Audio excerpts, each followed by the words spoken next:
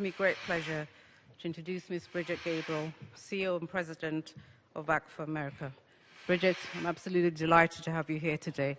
The floor is yours.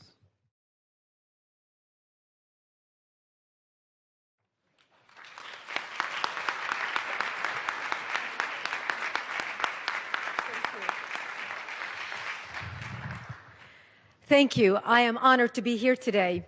Ladies and gentlemen, it is an honor and privilege to be here today speaking in defense of Jews worldwide and the evils of anti-Semitism. As you notice, I am wearing a Star of David. This necklace was given to me by a man during a book signing in Dallas, Texas. This necklace belonged to his wife, who died in a tragic accident. He said to me, crying, "This necklace was my wife's favorite. She died wearing it. She considered you her hero for your work for the Jewish people. I want you to have it. Promise me you'll wear it."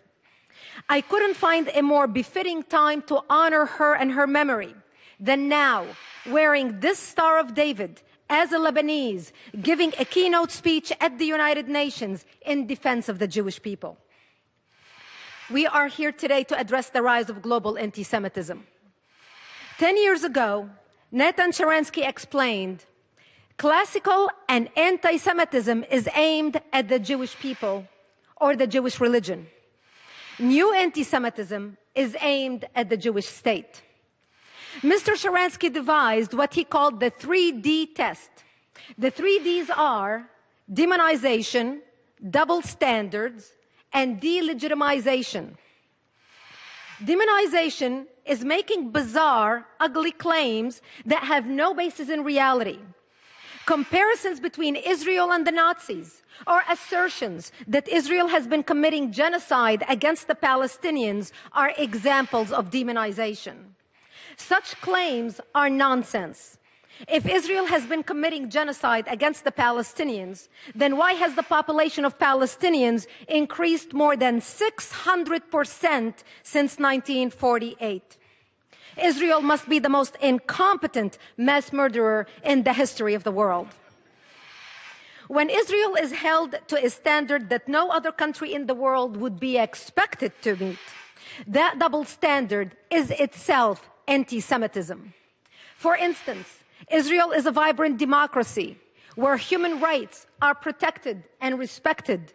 And yet the United Nations so-called Human Rights Commission spends most of its time and effort investigating and condemning Israel, while they gloss over or ignore the massive and continuing human rights violations that occur in Iran, Cuba, China, and many other brutal, repressive atrocities.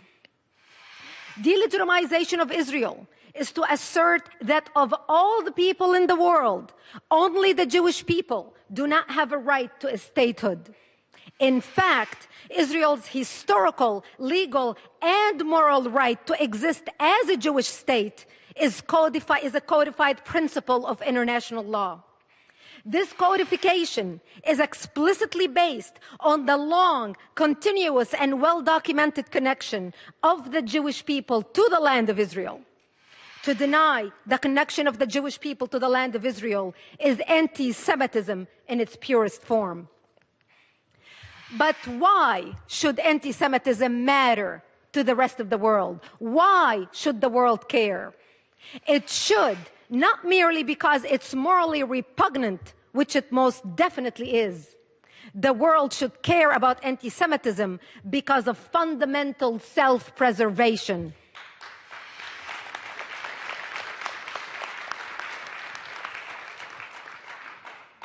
The stark truth is that the world stands at the edge of a deep, dark precipice. At the bottom lurks another Holocaust that has already begun. This time, the genocide is not only against the Jews. The so-called Islamic State had made it abundantly clear that it can be committed against non-Jews. ISIS persecuting and killing members of every religious, ethnic, and nationalistic community they encounter. ISIS is slaughtering Syrians, Iraqis, Lebanese, Palestinians. ISIS is slaughtering Christians, Sunnis, Shiites, Alawites, Kurds, Druze, and Yazidis. ISIS floods the internet with stomach-churning images and videos of mass executions, severed heads, and crucifixions. We see children slaughtered in front of their parents and parents slaughtered in front of their children. This viciousness is a part of a calculated strategy explicitly intended to terrorize anyone and everyone who does not submit to their version of Islam. ISIS has officially declared its intent to rule the world. Their founding document, the declaration of their caliphate, bears the modest title, هَذَا وَعْدُ اللَّهِ. It means in Arabic, this is the promise of God. They declare that God promised to Muslim, quote, leadership of the world and mastership of the earth, end quote. Their declaration of a worldwide caliphate reveals their governing philosophy. Quote, by Allah, if you disbelieve in democracy, secularism, nationalism, as well as all the other garbage and ideas from the West, and rush to your religion and creed, then by Allah, you will own the earth, and the East and the West will submit to you. Remember, ladies and gentlemen, savagery is not merely their strategy. It is an article of their faith. They commit genocide in the name of Allah. Israel has been familiar with the concept and the reality of genocide in the name of Allah for a long time. The war that ISIS has declared on the world is the same war as the war that Hamas has been waging against Israel for decades.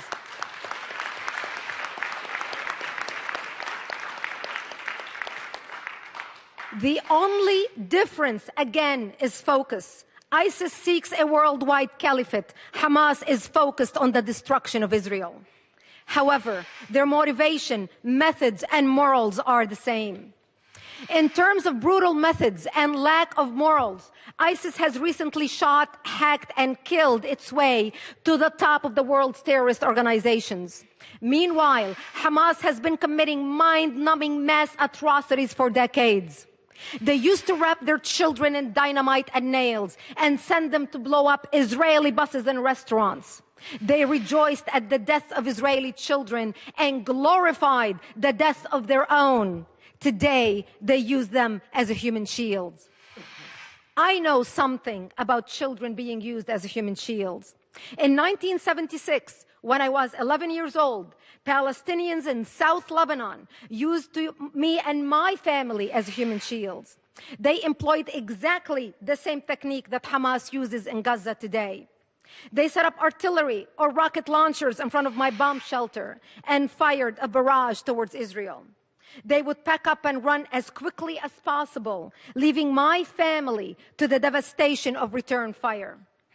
Today, Hamas hides behind human shields on a much larger scale. Hamas routinely uses schools, mosques, hospitals, and other civilian locations for weapons storage, missile launch sites, and other military purposes. They fire rockets on mortars from these places with the explicit intention of drawing return fire from the Israelis, hoping that they will produce photogenic civilian corpses for display in the media. Hamas and ISIS share a common motivation. They want to impose Islam. This is the charter of Hamas, and it is in ISIS's declaration of the caliphate. The charter of Hamas declares that, quote, Israel will exist and will continue to exist until Islam will obliterate it, end quote. The most revealing words in the Hamas charter are a quotation from Islamic scripture. The day of judgment will not come about until Muslims fight the Jews. The stones and trees will say, "O Muslim, O Abdullah, there is a Jew behind me, come and kill him." This is from Hadith of Sahih Muslim, book 41. But Hamas has a problem. In Israel, Jews don't hide behind stones or trees. In Israel, Jews stand up and defend themselves. Israelis have learned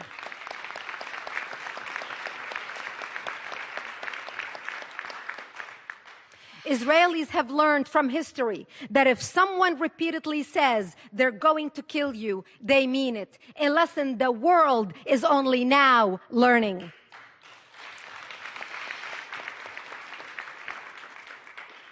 70 years ago, the world stood by as the Jews of Europe went out the chimneys. Today, the Jews of Israel aren't going to go quietly into the slaughter as they sit on the front line of fighting for Western civilization, fighting for all of us.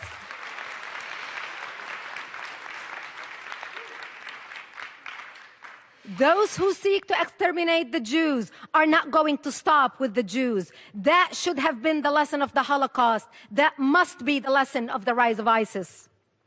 Once the international mass murder of innocent civilians was legitimized against Israel, it was legitimized everywhere, constrained by nothing more than the strong-held beliefs of those who would become the mass murderers. Because the Palestinians were encouraged by most of the world to believe that the murder of innocent Israeli civilians is a legitimate tactic to advance their Palestinian cause, the Islamists believe that they may commit mass murder anywhere in the world to advance their holy cause. As a result,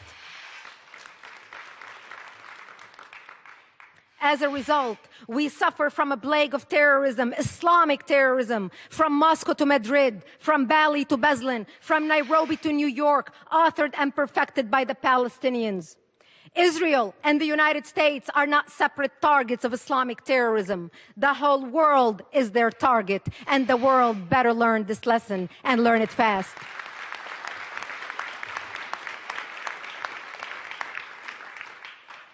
Evil dwells when courageous men become bystanders. Lies spread when the informed become silent. Society deteriorates when apathy replaces activism. Tyranny comes when leaders become mediocre and haters become organized. Today, we are summoned to lead in our communities and our nations. We are summoned to wake up the apathetic and inspire the despaired, to silence the liars and educate the concerned, to speak tolerance instead of resentment, forgiveness instead of revenge, love instead of hate, peace instead of war. We are here at the United Nations today because each one of us is a leader and an instrument of change with history as our final judge. How will we be judged? I, as a leader of ActForAmerica.org, the largest national security organization in America, with chapters in 11 countries around the world, am committed to do whatever possible we can to stand up with the Jewish people and defend them.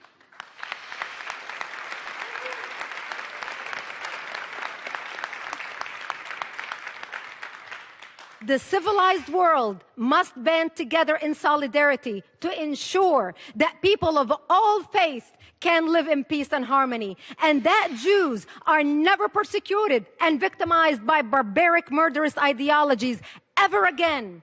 That Jews can walk in any street in the world with their head held high and safe. That Israel, the Jewish state, the only democracy in the Middle East, continues to shine as a beacon of light in the darkest regions of the world. Thank you for having me here today. It's been an honor. Thank you. Thank you. Thank you. Thank you. Thank you. Thank you.